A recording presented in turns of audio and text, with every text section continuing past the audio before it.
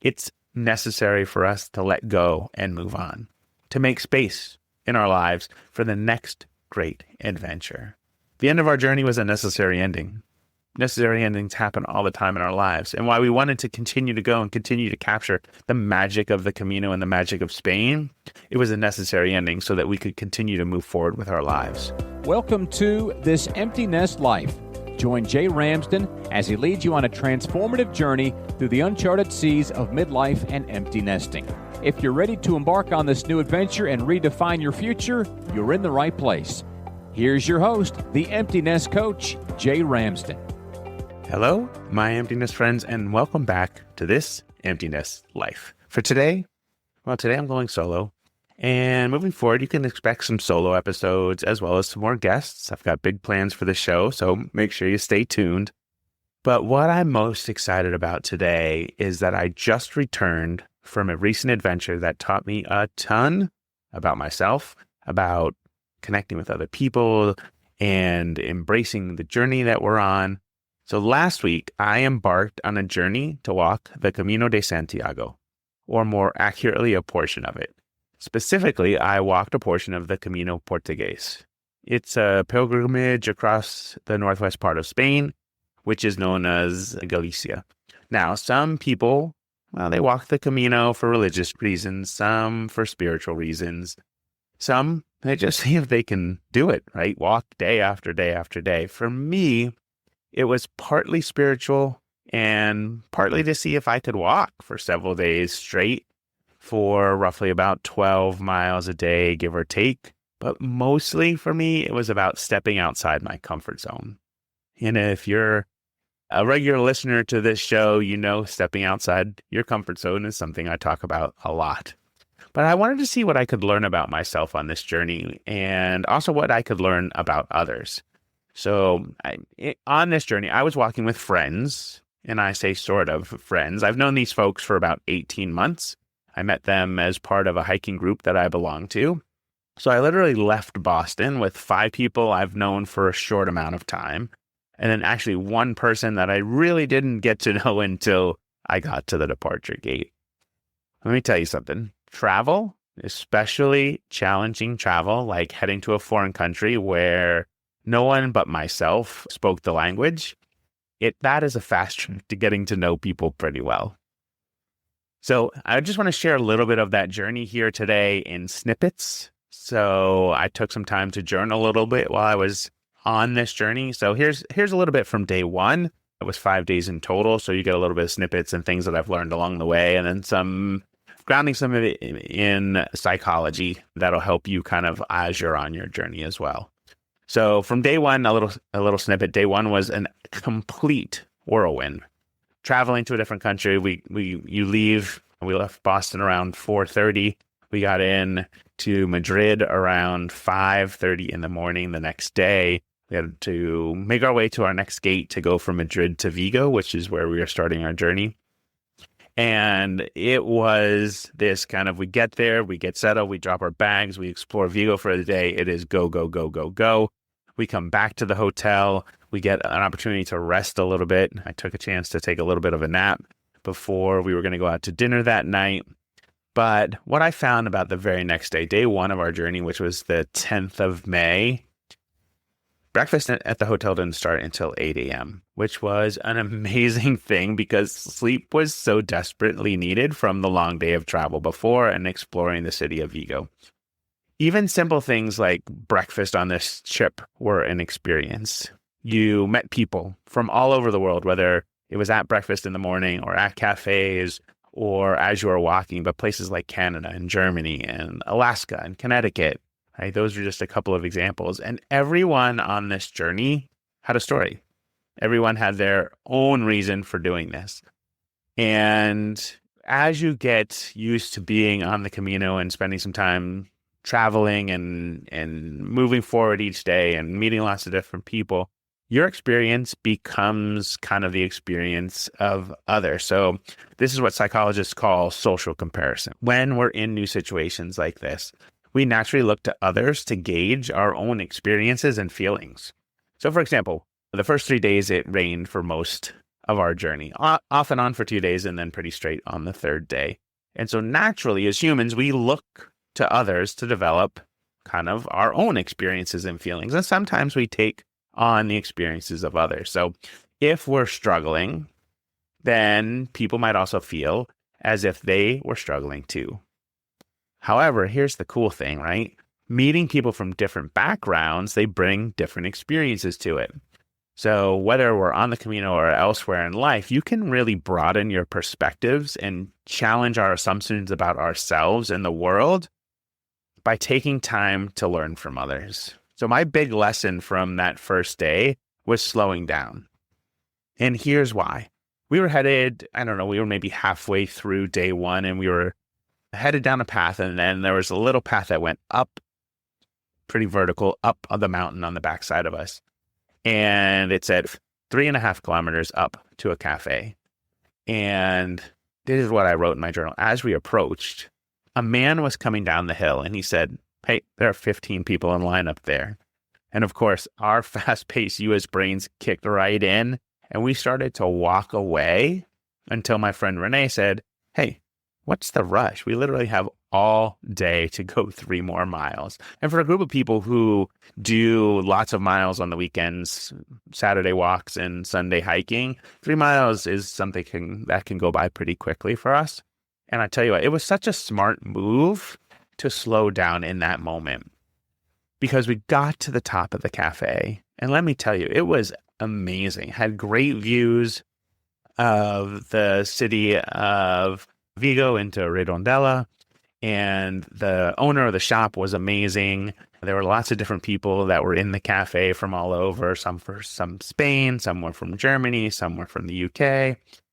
But it's a good reminder, like that experience was a really good reminder for us to slow down in our lives. And it's easy for us to get caught up in the rush of daily life, especially as empty nesters, right? We have a rush, or if you're preparing for an empty nest, you're rushing to get through graduation and summer and preparing to pack and move and all of those good things. And then there's silence, and then we try and fill that time. And so we want to continue rushing around as well. But let me tell you, sometimes it's just the best thing in the world if we just take a breath. We just stop and take a breath. So that was kind of the lesson from day one. The other part of taking a journey like the Camino is reflection. Reflection is an important part of any journey you're on, whether it's life in general or the Camino, but take some time to reflect. So here's something we started doing at dinner. Each evening, we started a tradition of what is called crumb and cookie. And I absolutely love that concept, crumb and the cookie. So at the end of each day, at the meal, after the meal was done, our group of 7 would share a crumb, something that's not so great from the day, and then also a cookie, something that was amazing from the day. And it's really a great practice for gratitude and a little bit of resilience, so we can see, okay, what wasn't so great and how can we flip it around and make it better. My cookie that day wasn't necessarily the amazing views from the cafe. It could have certainly well have been. It was an amazing spot to take a break, have a coffee, have a little something to eat. But in my journal, I wrote the cookie was getting to know these people. I can remember these people I had known for only about 18 months, and that's literally just walking with them or hiking with them on a Saturday or Sunday. And again, the other person was someone I had just met. So these new friends of mine, getting to know them a little bit better, was my cookie from that first day. And this is interesting because if you look at, I did a little bit of research and I looked at Harvard Medical School, there was a blog post that says, when you focus on the positive aspects of your day, even when things are tough, and let me tell you, when it was raining day after day, things felt tough for some folks. It's really a key strategy for improving our mental well-being. So that's the takeaway here. When you focus on the positive aspects of your day, it can really help to improve your mental health. And studies show that practicing gratitude can increase happiness and reduce stress. Now, I'm not saying you have to start a gratitude journal and keep it that way, but just pausing for a minute and reflecting on the day, do kind of a debrief and say, what was my cookie from the day? What was my crumb from the day? How can I continue to lean into the cookies of my life? And then also, how can I take a look at the crumbs that show up a little bit differently? So as we began our journey that second day, we quickly learned kind of how unexpected connections come together. So for me, there was a reminder that even hard things can be rewarding that surfaced. So in my journal, I wrote, as we started our journey in day 2, words from the lead guide, we had met a group of folks from Chicago who were a lot bigger than our group, but the lead guide said, listen, today is going to be a very hard 5 hours. And that was the trip that we were going from Ella up to Pontevedra. And he said, listen, it's going to be a hard day. And at the time when he said it to us, I dismissed it as no big deal. Like, our group hikes regularly. We put in the miles, we do the work. But let me tell you, little did I know how much foreshadowing had happened at breakfast just a little bit earlier that day. It was difficult. This city, it was like an up and up and up and up. It's like someone quipped that, does this town ever have a stop at the top? So it was hard. But along the way, we met so many interesting people. I continued in my journal, this walk is truly a melting pot of all different humans looking to find their way, to lighten their load, and to leave behind unspoken burdens. On the journey, you never speak to someone for more than maybe 5 or 15 minutes, somewhere in that range, because people move at different paces. But throughout those conversations, you always leave a little better for having met them. And the Camino seems to have this way of attracting people who are ready for a change in their lives, who are ready to experience new things. And the equivalent here for your own journey in life is like, how can you grab onto the thought of everybody that you meet could change the way you think about things?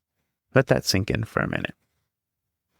Everybody you meet along your journey in life could help you think about things a little bit differently.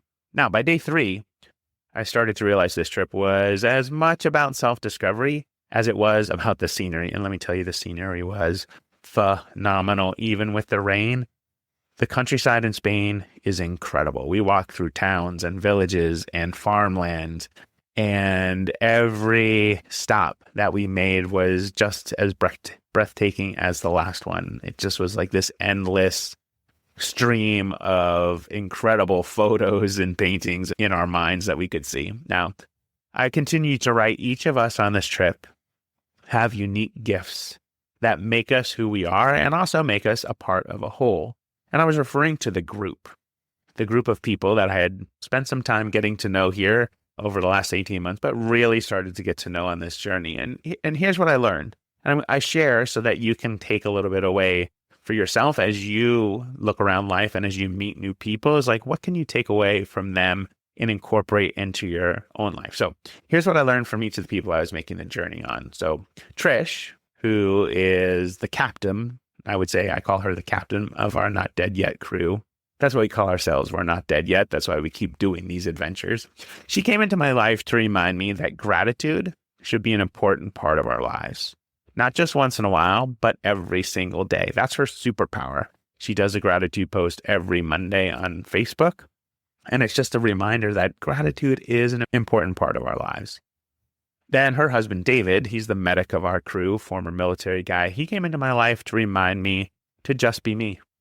No walls, no filters, and no hiding what I most love about life. His superpower is being unapologetically himself and having a passion for life and for love for the people in it. His energy is without compare. Renee, she was our crew's free spirit. She came into my life to remind me that I could stand to be less of a people pleaser and more of a not putting up with the bullshit that often plagues our lives. That's her superpower. And there's something to be said for that.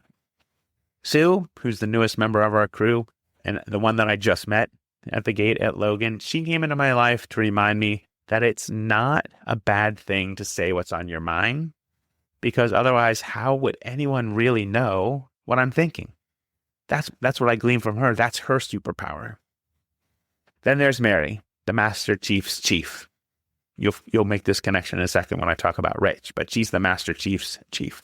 She came into my life to remind me that we can always do new things and try new experiences no matter when we start in life. And that being on the edge can be a really good thing. That's her superpower.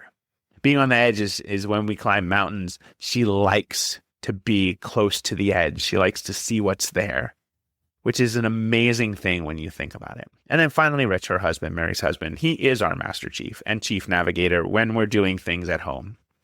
He came into my life to remind me that it's really good to listen way more than I speak, so that when I do say something, people listen and take notice. That is his superpower, and it's a pretty important one to remember.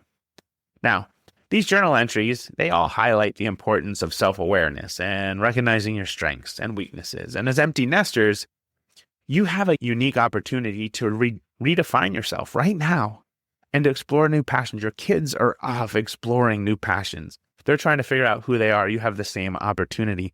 And as you understand your gifts and the gifts of those around you, you can create a more fulfilling life. And I know that might seem unimaginable, that your kids were the reason, right, that you exist, that they fulfilled your life up until this point. But now it's time to pivot. Empty nest is an opportunity to pivot and create a more fulfilling life. Not to say that being a parent isn't fulfilling enough, but now it's tenfold. You can add on top of it. So much learning happened for me in the first 3 days on the Camino. And let me tell you, days 4 and 5 did not disappoint either. Day four was all about slowing down and appreciating the moment. I wrote in my journal, somewhere between the raindrops of the first 3 days and the pangs of FOMO and working to stay up with the group, I had somehow lost sight of my own superpower.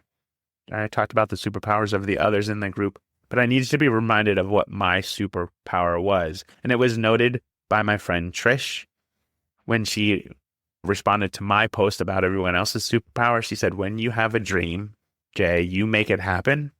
And along the way, stopping to smell the roses is the best part of the journey. That reminder is what your superpower is. That's what you bring to the table. So it was time for me to make my own way on day 4. Now, I stayed with the group off and on that day, but I slowed my pace. I chose to speak to different people. And as we started to enter the city of Padron, where we would be staying for night 4, we had about a mile left to go to the hotel. We had walked through some farm field, and we started walking along the Sar River. And as I made that right-hand turn to head towards the city center, I received a sign to stop. Okay, it wasn't a sign from above. It was a sign from my stomach, because I was pretty hungry at this point. It was about maybe almost 3 in the afternoon, and I hadn't eaten since breakfast. So I stopped. I sat on a rock. I enjoyed the lunch I had packed, which was a sandwich that I had made at breakfast earlier in the day, 2 tangerines, and a cookie from the previous night's hotel. That was the sweet spot for the day. Now, why was this important? Mindfulness, which is the practice of paying attention to the present moment without any judgment, is a powerful tool for reducing stress and enhancing well-being.